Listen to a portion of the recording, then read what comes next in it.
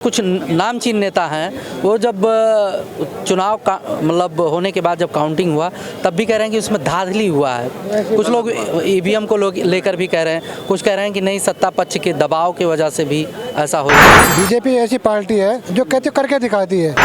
कांग्रेस से लोग चिढ़े हुए हैं तो कांग्रेस को तो मैं सजेस्ट कर रहा हूँ, लाख रुपए की बात बता रहा हूँ। कांग्रेस तो पहले मोदी जी का विरोध हर एक बात में करना छोड़े। कोई दुश्मन भी अच्छा काम करता है तो उसको अप्रिशिएट करना चाहिए। 2024 में संभवतः उम्मीद ना करें कि विपक्ष मजबूत होगा। बिल्कुल नहीं, चाहिए भी नहीं इंडिया के लिए। अभी मोदी जी अभी और अगला इलेक्शन, अब मतलब क्या आप चाहते हैं चांस लेना? तो कांग्रेस को इस स्थिति में खड़ा करने के सबसे बड़ा जिम्मेदार कौन है? लेकिन जब आदमी बटन दबाने जाता है तो कुछ तो सोचता है राहुल गांधी के बारे में। अब राहुल गांधी को इंट्रोस्पेक्शन की ज़रूरत है, आंतरिक समीक्षा की ज़रूरत है कि आखिर उनमें कहाँ कमी हो गई। राहुल गांधी क्या कर लेंगे खेत में जाके? मोदी जी कुछ दूसरे चीज़ है, ये ज़मीनी नेता हैं, नीचे से जीरो से फर्स्ट से अर्थ पे उठे हैं, तो उनके साथ तो अभी किसी की तुलना ना की जाए। 5 राज्य में चुनाव हुआ, 3 में जो है बीजेपी पूर्ण बहुमत में आई। किस नज़र से देखते हैं इसको? पॉजिटिव है, 2024 में भी मोदी जी आएंगे। और जहाँ तक मोदी जी की गारंटी की बात है, ऐसा कुछ नहीं, बिहार में भी आए थे, बीजेपी हारी, कर्नाटका के हारी, ये और छत्तीसगढ़ में लोगों ने देखा होगा कि ये 5 साल के पहले जो रमन सिंह की सरकार थी वो कंपैरिजन किया होगा। ऐसा नहीं है कि लोकल गवर्नमेंट जो है शिवराज सिंह चौहान की गवर्नमेंट काम नहीं कर रही, काम अच्छा कुछ अच्छा कर रही होगी। अब मोदी जी के आने से थोड़ा एक्सपीडिट हो गया मामला, तो जीत गई। तो आखिर बीजेपी ही क्यों? 5 राज्यों में चुनाव हुआ, 3 राज्य कंपैरेटिवली कांग्रेस से ज़्यादा ऑनेस्ट पॉलिटिक्स कर रही है। इनके पास प्लानिंग है, इनके पास जो प्लानिंग है ये डिलीवर करना जानते हैं, टाइम पे डिलीवर करना जानते हैं। कांग्रेस भी करती है, ऐसा नहीं था कि इसके पहले डेमोक्रेसी थी कि नहीं। 14 के पहले 5 साल के लिए वाजपेयी जी आए थे, ठीक है, लेकिन इसके पहले जो सिस्टम तो कांग्रेस नहीं दिया था, लेकिन थोड़ा सा सिस्टम तो कांग्रेस नहीं दिया है।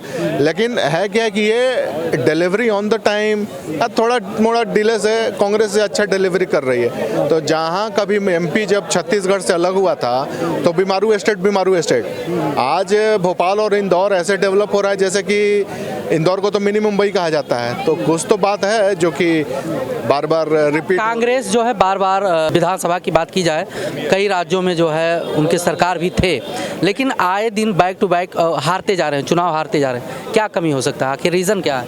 रीज़न है कि देखिए भाई, सबसे बड़ी बात है हिंदी हार्टलैंड में कांग्रेस ने जो किया है, कांग्रेस ने जो दबा के रखा है अंडर साउदर्न स्टेट के मामला से कंपैरिजन में अंडर डेवलप करके रखा था। तो भाई देखिए, हिंदी पट्टी में तो कांग्रेस से लोग चिढ़े हुए हैं, बात है साफ, कांग्रेस से लोग चिढ़े हुए हैं। तो कांग्रेस को तो मैं सजेस्ट कर रहा हूँ, लाख रुपए की बात बता रहा हूँ। कांग्रेस तो पहले मोदी जी का विरोध हर एक बात में करना छोड़े।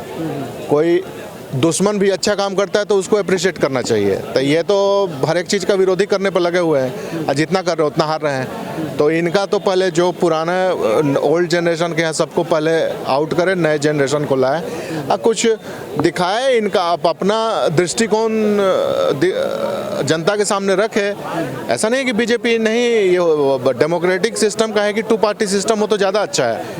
तो और पॉलिटिक्स भी मैच्योर, डेमोक्रेसी भी मैच्योर तभी होता है जब 2 पार्टी सिस्टम स्ट्रांग हो।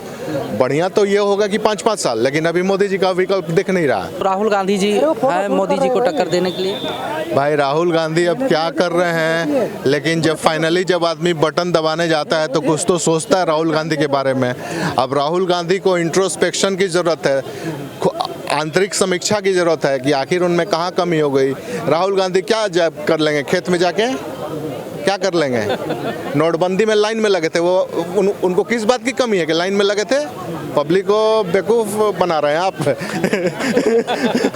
आप नोटबंदी के टाइम में एटीएम में लाइन में लगे हुए हैं जैसे कि आपके पास पैसे की कमी है। आप हिंदुस्तान को बेवकूफ़ बना रहे हैं। तो कांग्रेस को इस स्थिति में खड़ा करने के सबसे बड़ा जिम्मेदार कौन है?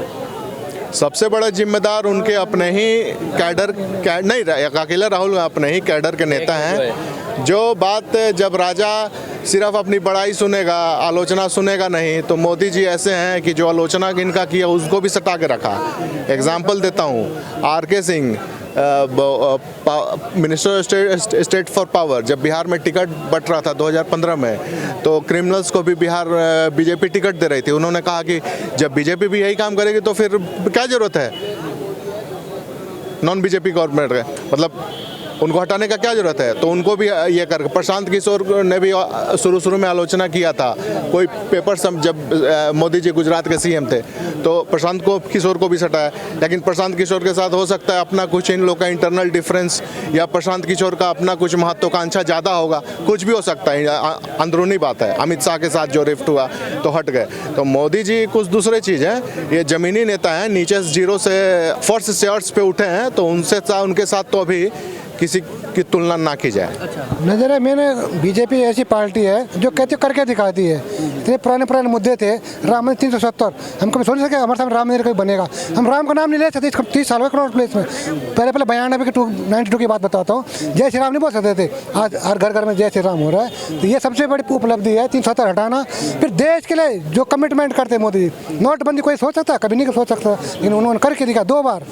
तो मोदी जी जो कहते हो करते हैं, और काम देश के लेकर सबसे बड़ी बात है। अगला आदमी ने देखो ना परिवार है, अकेले आए और 24 घंटे काम करते हैं सिर्फ देश के लिए, क्योंकि उन्हें आगे पीछे कुछ है नहीं, और जो कहते ईमानदारी से कर रहे हैं। सबसे बड़ी बात इन पे प्रधानमंत्री को चोर बोला इन्होंने 14-19 में, सुप्रीम कोर्ट ने फटकार लगाई, तब इन्होंने माफ़ी नहीं मांगी।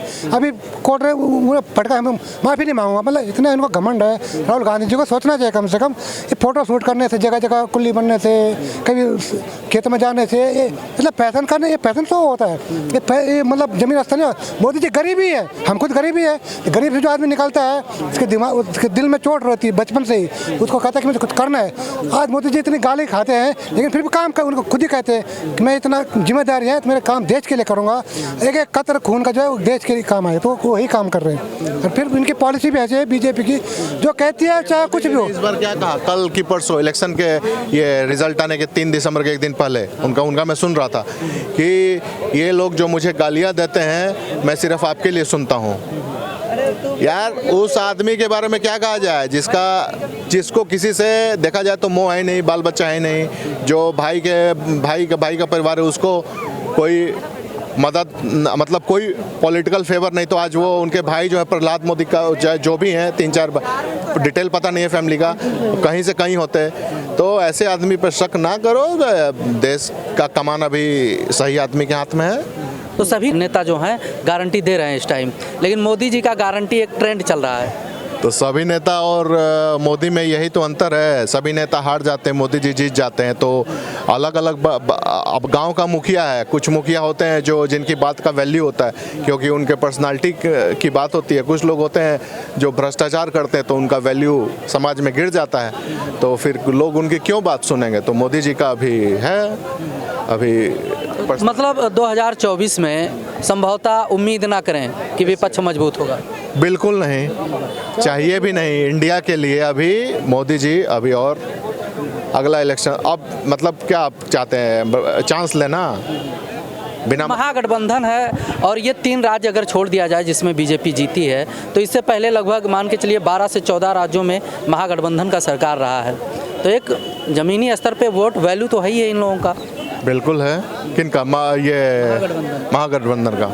महागठबंधन का ऐसा है कि जिस राज्य में है वहाँ पे अभी बहुत वहाँ का सोशल इकोनॉमिक स्ट्रक्चर बहुत गड़बड़ है। अब बंगाल में है, बिहार में है, तो आप जाके देख सकते हो कि क्या डेवलपमेंट का काम हो रहा है। जो भी डेवलपमेंट का काम हो रहा है सेंट्रल गवर्नमेंट के चलते हो रहा है। मैं पटना से हूँ, बिहार में एनडीए और नॉन एनडीए दोनों की गवर्नमेंट रही। बिहार या यूपी में आप ऐसे रोड अभी देखोगे, जहाँ देखो वहीं 6 लेन 4 लेन 6 लेन 4 लेन और हाई मस्ट लाइट, ये सब लगता है कि फॉरेन कंट्री में ट्रैवल कर रहे हैं। तो किसके चलते हैं? बीजेपी गवर्नमेंट, नितिन गडकरी के चलते। तो ये सब चीज़ें लोग को दिख रहा है कि कौन कितना काम कर सकता है, कौन कितना बोलता है, कौन कितना करता है। तो ये बात है। मतलब कि लोग अब समझ गए हैं, मतलब बहाने नहीं चलेंगे। इसमें सबसे बड़ा योगदान है डेटा का, सोशल मीडिया प्लेटफॉर्म का जो है। तो सब लोग जानते हैं कि कौन कितना बोलता है, कौन कितना करता है। कुछ नामचीन नेता हैं, वो जब चुनाव का मतलब होने के बाद जब काउंटिंग हुआ तब भी कह रहे हैं कि उसमें धांधली हुआ है। कुछ लोग ईवीएम को लेकर भी कह रहे हैं, कुछ कह रहे हैं कि नहीं सत्ता पक्ष के दबाव की वजह से भी ऐसा हो जाता है। नहीं ये सब गलत तेलंगाना बात में भी कर सकती थी, ऐसे तो तेलंगाना में भी कर सकती थी बीजेपी, अगर ईवीएम का वो होता तो। कुछ भी ईवीएम का नहीं है, जनता का, सब जनता जो चाह रही है वही हो रहा है। मतलब बहाना खोजा जा रहा है। तो बहाने तो भाई दुनिया बहाने लगाती है, बदनाम करने के लिए। बदनाम तो सब करते हैं।